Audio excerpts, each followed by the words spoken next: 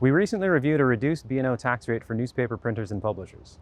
Although it's providing tax relief to these businesses, the industry continues to struggle financially, and we concluded the legislature should review to determine whether the relief provided is sufficient.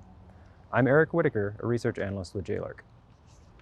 The preference was created in 2009, a few years after advertising revenue peaked for the newspaper industry nationally and amidst several newspaper closures in Washington.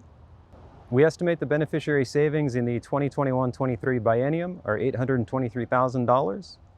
This represents a decrease of about 33% in total savings compared to the 2015-17 biennium, and the preference currently has a July 1, 2024 expiration date. It was designed to achieve two objectives. First, to provide a uniform tax rate for newspaper businesses on their revenue from printing and digital services, and two, to provide temporary relief to the industry as it adjusted to revenue shifts and technological change. The legislature directed us to evaluate changes in gross revenues for the newspaper businesses claiming the preference. If revenues increase over a 3-year period, the legislature intends to allow the preference to expire.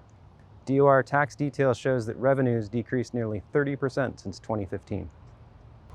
Newspapers claiming the preference also saw employment drop by nearly 40% since 2015.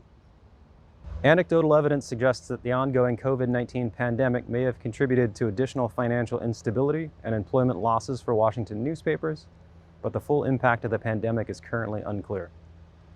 Newspapers in Washington are exploring alternate funding strategies, including grant funding and sponsored events.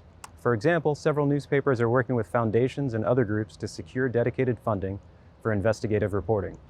However, it remains unclear when the industry will stabilize financially. Our report identifies several efforts in other states that may serve to inform our state's policy. For example, New Jersey and Colorado use grant-funded programs to assist local media organizations broadly, not just newspapers, with training, technology, and newsroom collaboration. The legislative auditor recommends the legislature review this preference to determine if it provides sufficient relief to the newspaper industry and whether additional assistance is needed.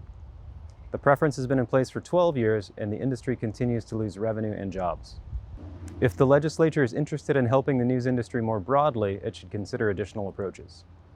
Please visit our website to read the full report and other tax preference reviews.